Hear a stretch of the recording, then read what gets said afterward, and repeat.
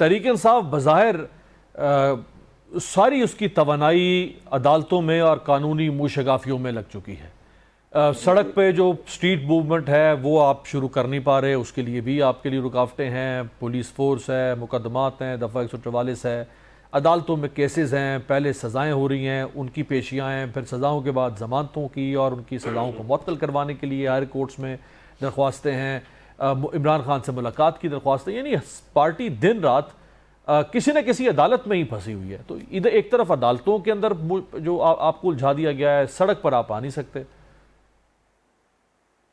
देखिए, बात यह है कि क्वेश्चन तो देखना ये है कि पार्टी का जो स्टांस है वो गलत है, ये सही है।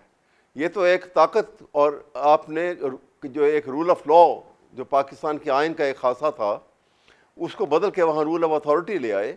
डेस्पोटिज्म अब प्रिवेल कर रहा है, तो ताकत का इस्तेमाल हो रहा है दबाने के लिए, हर हक की आवाज़ को दबाने के लिए, हर एक जमहूरी आवाज़ को दबाने के लिए। तो एक तो तरीका ये है कि साइड पे हो जाएं, छोड़ दें को, ठीक है जी हम भी आपके साथ ही हैं, ताकत के उस जो सैल रवां है उसके अंदर हम भी शामिल हो जाएं। लेकिन दूसरा ये है कि हम खड़े हो जाएं यहाँ पे कि कल की तारीख जब लिखी जाएगी तो आगा के किसी ज़माने में एक शख्स ने भी कुर्बानी दी और उसके साथ कुछ लोगों ने भी कुर्बानी दी, उसके जो फॉलोअर थे, और नाजायज़ उनकी वो हिस्ट्री लिखेगी।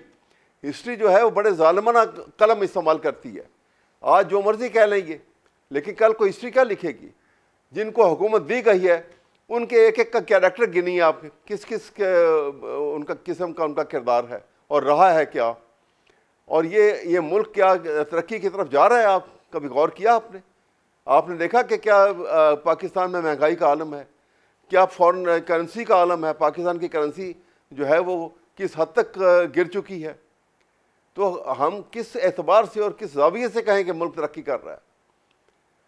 अगर आज खामोश हैं, देखिए कौम को जब मौका मिलेगा ना, देखिए एक मैं मिसाल दे रहा हूँ, 9 मई का वाक़या हुआ था 9 महीने पहले अगले नेशनल इलेक्शन से जो 8 फरवरी को हुए, और 8 फरवरी के इलेक्शन में इसी कौम ने 9 मई का वाक़या दिन रात 9 महीने शोर मचाया, इस हुकूमत ने डाला कि जी हम हाथ नहीं मिलाएंगे, ये गद्दार हैं, ये इन्होंने मुल्क के साथ, कौम के साथ, मुसल्लह अफवाज के साथ ये किया।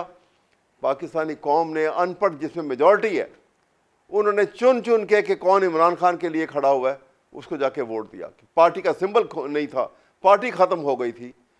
तो ये वो नफ़रतें जो दिल में बैठ गई हैं, ये नुकसानदेह हैं। मैं ये कहना चाह रहा हूँ, जो हो गया, माजी को भुलाएं खुदा के लिए। हुकूमत को चाहिए मैग्नानिमिटी दिखाए, एक स्टेप आगे लें। आप गोलमेज कॉन्फ्रेंस करें, आइन को बुनियाद बना के पाकिस्तान के, ताकि तमाम पाकिस्तान के हर मकतब फ़िक्र से लोग पार्टिसिपेट करें उसके अंदर, और उसके अंदर एक रास्ता निकालें, उसके अंदर सुलह सफाई का रास्ता निकालें। ये इस तरह कुछ नहीं होगा। अगर कहें कि इमरान को ये उसको झुका लेंगे एक गलत काम के लिए, नहीं झुकेगा वो। उनको जो कारकुनान हैं उनको सजाएं दे रहे हैं तो क्या हो जाएगा? आप एक जुल्म के साथ एक दबाव, एक खौफ क्रिएट करके जिसका तो आप जुल्म का इजहार करते हैं इस तरीके से, तो आप नफ़रत को बढ़ाते हैं अंदर से। और नफ़रत जो है एक स्टेज आ जाती है जहां वो एक्ट ऑफ एग्रेशन करती है, और वो बड़ा ख़तरनाक होगा वो दिन, ना आए अल्लाह करे। मैं तो ये कहूँगा। राइट। मुक़्तदरा के करीब समझे जाने वाले सेनेटर फैसल वाडा ने दावा किया है कि अब एक्सटेंशन नहीं, तसलसल जारी रहेगा, और किसी में दम है तो तसलसल को रोक कर दिखाए।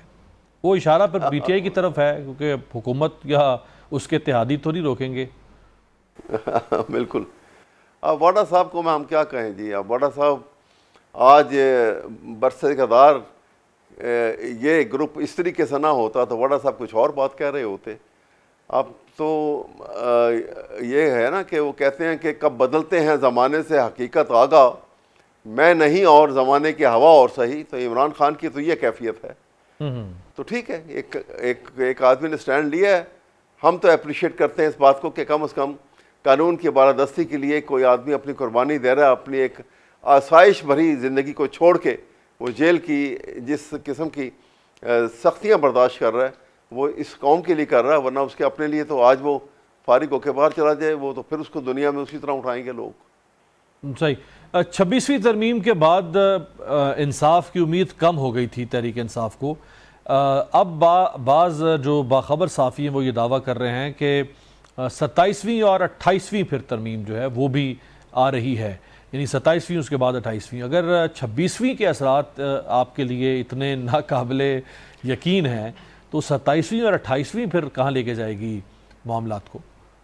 देखिए ना, 26वीं तरमीम ने पाकिस्तान की अदलिया को तो हुकूमत के अंगूठे के नीचे ला के खड़ा कर दिया है। ख़त्म हो गई। अब जज तो नहीं बैठे हुए, तनख्वाहदार बैठे हुए हैं। अब और ज़्यादा और ताकत वो लेके आएंगे, क्योंकि जहाँ से वो ताकत को हासिल कर रहे हैं, जहाँ से डेराइव कर रहे हैं अथॉरिटी को, वो उनका काम लॉ मेकिंग तो नहीं था। और उनको भी गलत लाइन पे ला के ये काम करवाना जो है, ये नेशनल जो है लॉस है। इस तरीके से ये करना जो है यहाँ हमारे लिए, लेकिन आज कर रहे हैं, कल को जब बात ये स्विंग बदल जाएगी। देखिए पाकिस्तान है, यहाँ पे स्विंग बदलते नहीं पता लगती। अगर ये कहें कि इस तरह से तसलसल कायम रहेगा, चलता रहेगा, तो पाकिस्तान की तारीख भी ये नहीं बताती है। और ये पेंडुलम की स्विंग किस वक्त बदल जाएगी, सारे मामला उलट जाएंगे। और लेकिन नुकसान मुल्क को बहुत देखना पड़ेगा, ये गरीब आवाम को देखना पड़ेगा, उसका ख्याल करना चाहिए। आज 25 करोड़ आवाम में से 2 बजट आ चुके हैं। सिर्फ उन्होंने जो बिलो पॉवर्टी लाइन जो 50% है, 14 यानी 12 करोड़ लोगों के मुतालिक किसी ने कुछ नहीं सोचा कभी। ये परसेंटेज बढ़ती जा रही है। वो भी इंसान है हमारी तरह से, उनके भी जज्बात हैं, उनके शरियानों में भी यही सुर्ख खून है। उनका भी ख्याल करना ये हुकूमत का काम होता है। कोई एक लफ्ज़ किसी बजट में, किसी ऐसे प्रोजेक्ट में या कहीं पे उनका नाम दिया गया कि ये लोगों की हालात ज़िंदगी को बेहतर बनाने के लिए भी हम कुछ करेंगे, तो ये सारी बातें हैं जिनका गौर करना ज़रूरी है, बजाय इसके कि एक को नीचा दिखाना और एक को ऊंचा दिखाना। बस ये एक ज़िंदगी तो नहीं है।